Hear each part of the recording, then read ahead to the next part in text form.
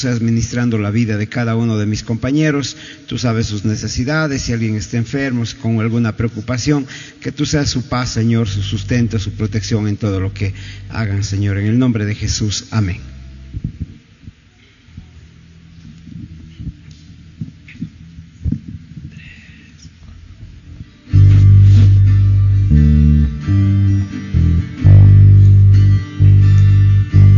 Me envuelves hoy con una canción, melodía de tu amor. Cantas libertad en mi adversidad hasta que huya el temor. Cantamos todos. Ya no soy un esclavo del temor, yo soy hijo de Dios.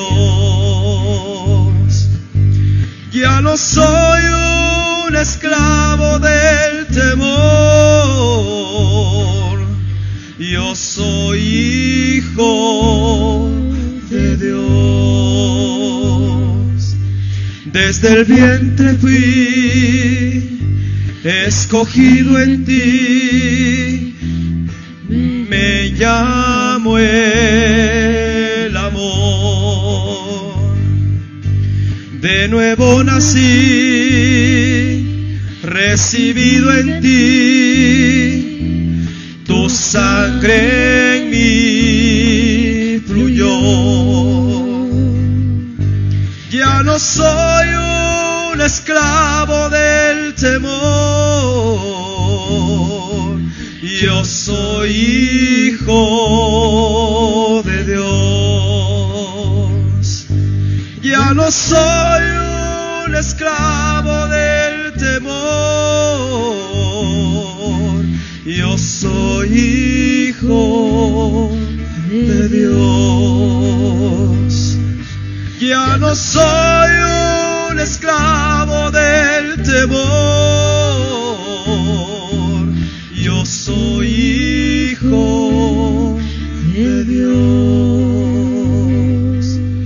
Yo soy hijo de Dios.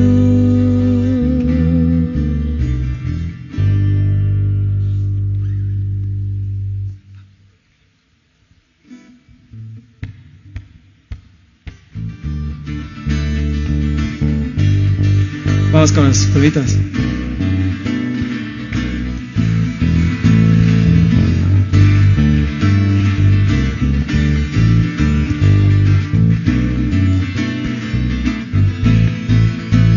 Las cadenas de la muerte me quitó. Para mí ya no hay condenación, hay libertad. Libertad. Siendo esclavo del pecado me libró, en la cruz compró mi corazón, mi libertad. Libertad. Rompió mis cadenas, me dio vida nueva y al fondo del mar echó mi maldad. Lavó mis pecados y me ha perdonado. Solo en el nombre de Jesús hay libertad.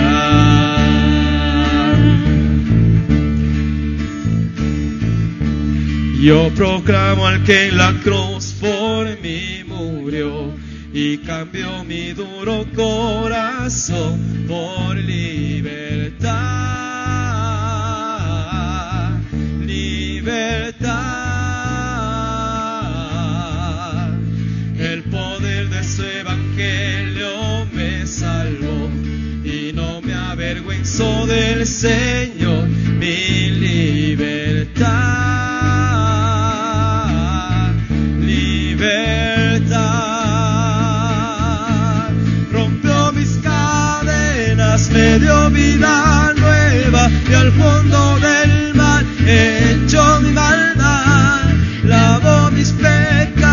sí me ha perdonado. Solo en el nombre de Jesús rompió mis cadenas y dio vida nueva, y al fondo del mar echó mi maldad, lavó mis pecados y me ha perdonado. Solo en el nombre de Jesús hay libertad. Al que el Hijo hace libre, es libre en verdad. Al que el Hijo hace libre, es libre en verdad. Al que el Hijo hace libre, es libre en verdad. Rompió mis cadenas, me dio vida nueva, y al fondo del mar echó mi maldad, lavó mis pecados y me ha perdonado. Solo en el nombre de Jesús rompió mis cadenas, me dio vida nueva, y al fondo del mar echó mi maldad, lavó mis pecados y me ha perdonado. Solo en el nombre de Jesús hay libertad. Vamos a darle un fuerte aplauso a nuestro Señor Jesucristo. Gracias, compañeros, podemos sentarnos.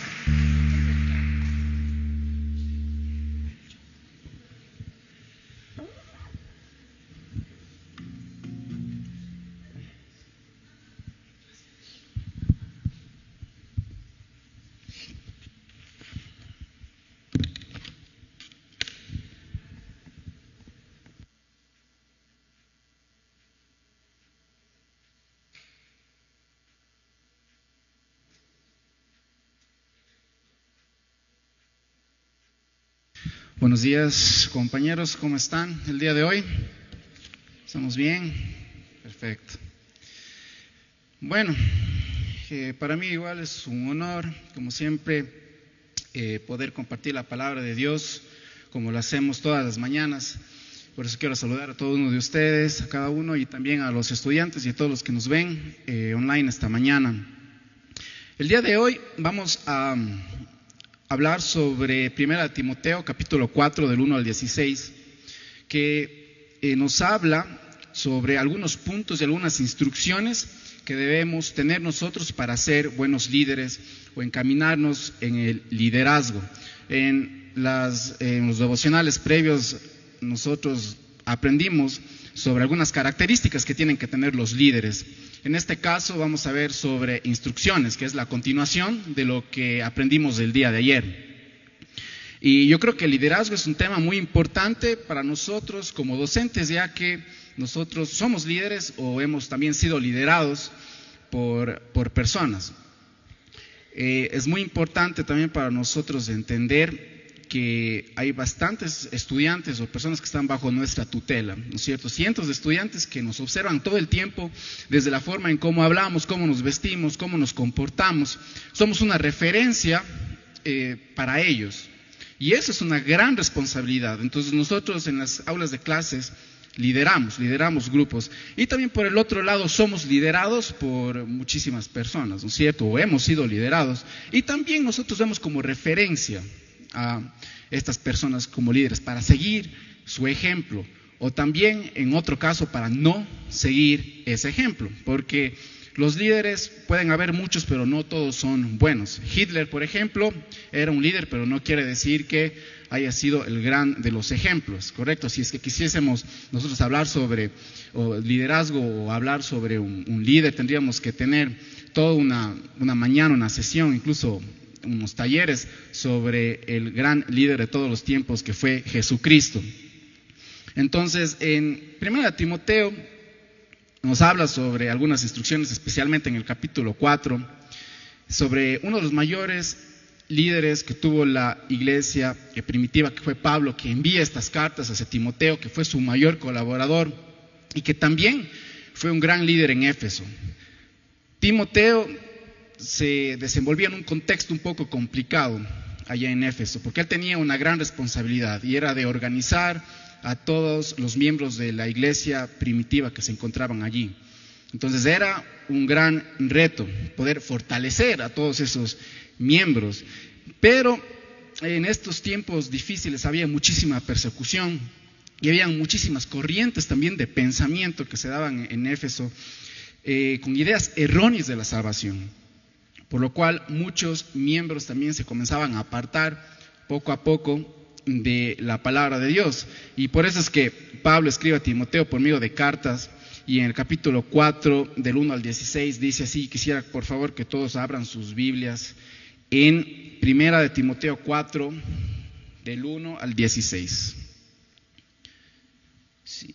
Entonces yo voy a dar lectura de este texto bíblico. Dice 1 Timoteo 4 del 1 al 16, predicción de la apostasía.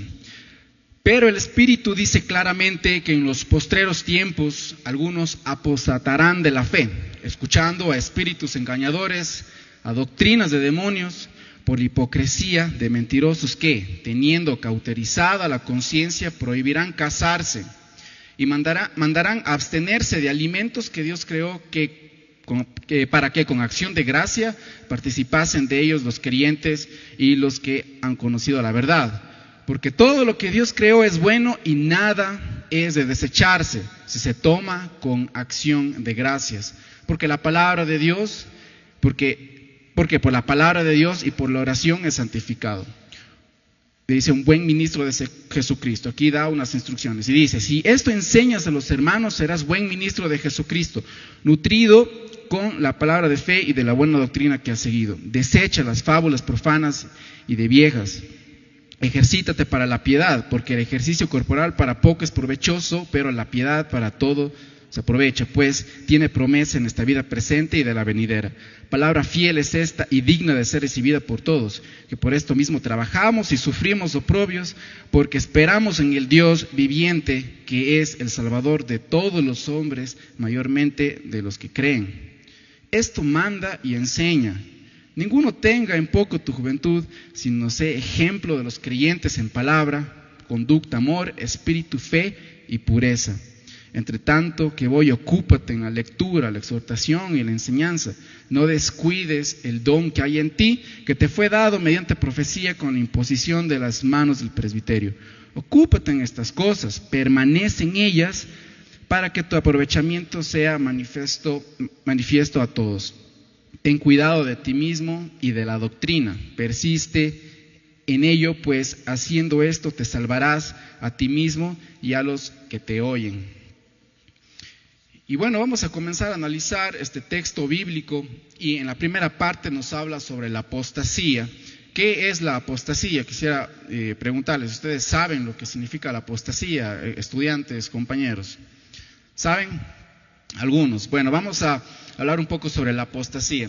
La apostasía significa la renuncia al Evangelio, llegar a ser como un desertor del Evangelio. Eso significa la apostasía. Incluso en ciertos lados, en ciertas religiones, por así decirlo, se lo hace a través de un documento legal. Yo me acuerdo que en la universidad tenía un compañero que realizó una carta de apostasía para apostatar su religión a la fe católica, y lo hizo aquí en la curia en Cuenca, y se sintió como que orgulloso de aquello. Entonces era como más una especie también de documento legal que se podía seguir. Pero aquí Pablo no habla mucho sobre la legalidad de esta especie de documentos de apostasía, sino habla ya de una forma más interna. Pablo habla de apostatar o renunciar al Evangelio de algunos medios, incluso sin darnos cuenta. Nosotros podemos llegar a renunciar al Evangelio sin darnos cuenta de lo que estamos haciendo. ¿Y cómo es que se puede uno llegar a renunciar al Evangelio? Y nos da aquí algunos puntos claves y el verbo que tiene acá dice, escuchando a espíritus engañadores y a doctrinas de demonios.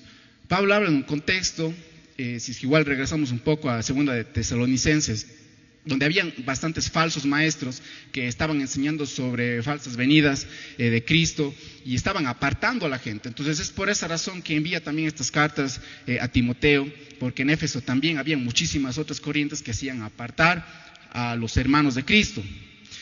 Incluso podemos darnos cuenta que desde el Éxodo ya vemos, como estamos estudiando ahorita el Antiguo Testamento, vemos que hay una tendencia del pueblo de Israel a apartarse de los caminos de Dios. De una u otra forma está llegando a apostatar al Evangelio, a la palabra de Dios. Y vemos desde la antigüedad, ¿no es cierto? Desde el Éxodo. Vemos que la gente se alejaba de la palabra de Dios, incluso había ciertos líderes que se dejaban sobornar por ciertas personas para construir altares o seguir a otros dioses. Hoy en día existen muchísimas corrientes, entre comillas, cristianas, permisivas, que van totalmente en contra de los principios cristianos y están camuflados en muchísimos lados, en la música, sea en la televisión, etcétera. Y la pregunta aquí como líderes es, ¿qué es lo que estamos escuchando nosotros? ¿O a quién estamos leyendo? ¿Qué estamos viendo? Estamos analizando todo lo que entra a nuestro cuerpo, porque así nosotros como líderes podríamos estar cayendo en una apostasía lenta, es decir, apartándonos o rechazando el Evangelio sin darnos cuenta. Y de eso es lo que habla Pablo. Pablo también habla sobre la hipocresía de mentirosos. Dice que teniendo cauterizada la conciencia, y no solo habla aquí sobre la mentira, como el verbo mentir o decir o no decir la verdad, sino aquí utiliza el término hipocresía. Es decir, aquella persona que enseña algo en lo que realmente no cree. Y eso podemos darnos cuenta también en muchísimos lados, muchísimos pastores o gente de la iglesia que puede llegar a predicar sin ni siquiera creer en lo que dice, sino solo por cuestiones de otros objetivos, tal vez personales, tal vez económicos, etcétera. Pero de eso habla Pablo, de la hipocresía de mentirosos. Dicen que tenía cauterizada la conciencia todas estas personas. ¿Qué significa el término cauterizado? Y se utiliza especialmente en la ganadería, cuando utilizan todos estos hierros candentes para poder marcar a las reses, pero al momento de marcar a las reses genera una quemadura en la piel profunda, en la cual quema todos los nervios superficiales y ya se genera una insensibilidad en esa zona. Todos esos nervios pierden esa sensibilidad y ser cauterizados de conciencia significa no tener esa sensibilidad hacia el pecado. No poder ni siquiera decidir qué es lo que está bien o qué es lo que está mal. Y existen personas que además de ser hipócritas o utilizar la hipocresía, son cauterizados de conciencia, son insensibles al pecado. Y eso aún podemos ver y aún así se predica. Estas mismas personas que son hipócritas, que tienen cauterizada la conciencia, dice que prohibían casarse. Y yo hago una pregunta a los casados: ¿estará mal casarse? ¿O es malo el matrimonio? No creo, ¿no es cierto? Estas personas generalmente eran consideradas en la época, estamos hablando de Pablo, hubo una corriente bien grande que eran los gnósticos. Estas personas tenían pensamientos demasiado radicales con las personas, eran falsos profetas, básicamente, eran considerados entre comillas cristianos porque se decían seguir a Cristo, pero prohibían muchísimas cosas, prohibían casarse, podrían comer alimentos, prohibían muchísimas cosas en sí. Y ellos pensaban que la materia era mala, es decir, que nuestro cuerpo en sí era malo y que se seguía el espíritu. El espíritu era lo que importaba, el espíritu era todo como una forma de misticismo.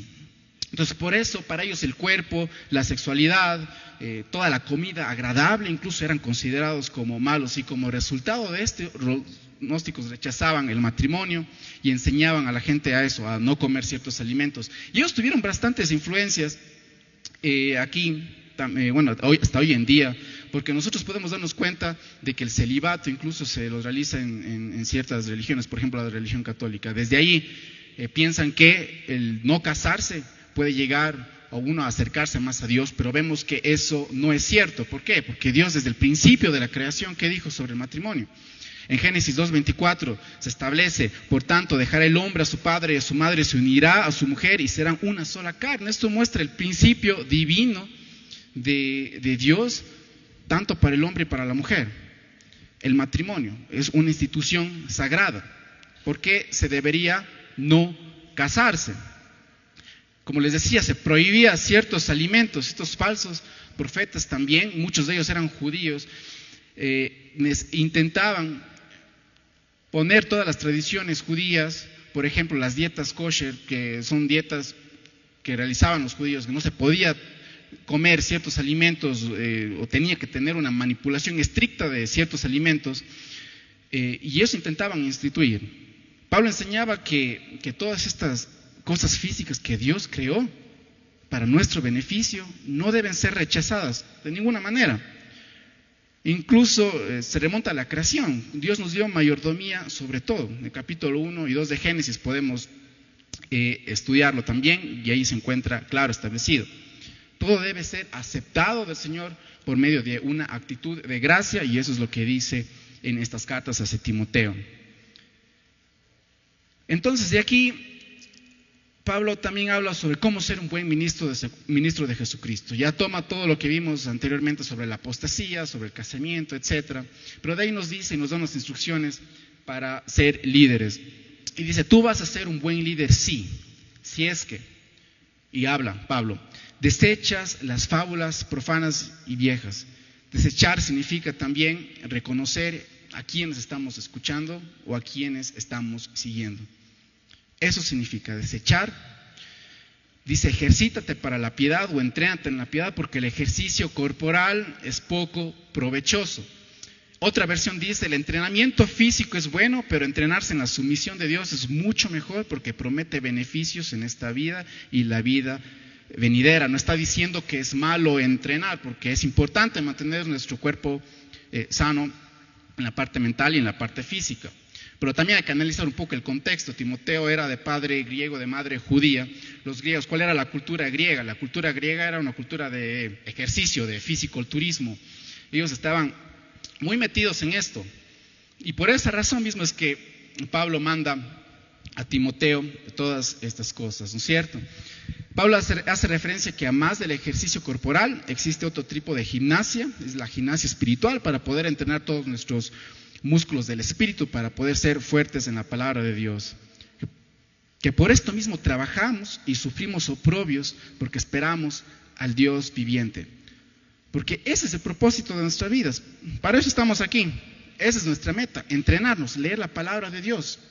No solo entrenar físicamente, sino entrenarnos también en la palabra de Dios, leerlo y también aplicarlo. Dice: ninguno tenga en poco tu juventud. Esa es otra instrucción.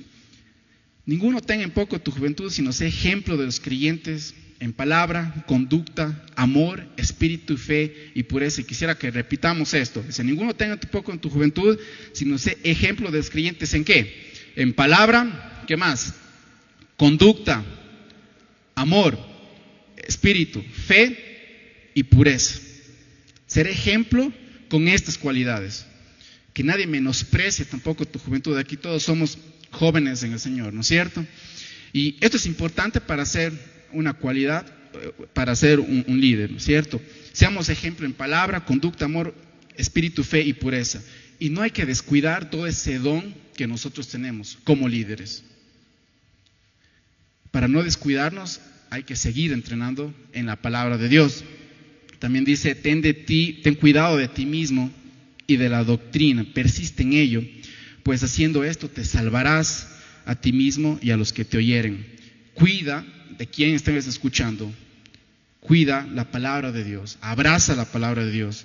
De esta manera la salvación va a entrar para tu familia, para tus amigos, para tus estudiantes y para todos los que te ven. Estas instrucciones son las que manda Pablo a Timoteo, y es muy bueno que podamos tener en cuenta, que podamos guardar en nuestro corazón. Voy a orar, así que por favor cerremos los ojos todos.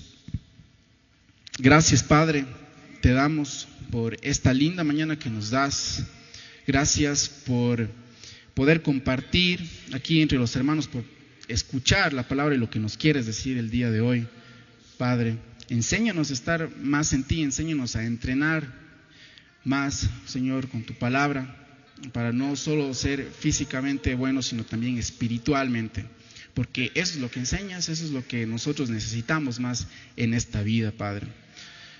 Cuida de nuestros familiares, cuida de todos nuestros estudiantes y de todas las actividades que vamos a hacer aquí, y enséñanos que estas instrucciones van a ser buenas para nuestra vida, y ayúdanos, Señor, a abrazar todas esas instrucciones cuando seamos líderes, o también cuando, Señor, nos encontremos bajo el liderazgo también, Padre. Oramos en el nombre de Jesús. Amén.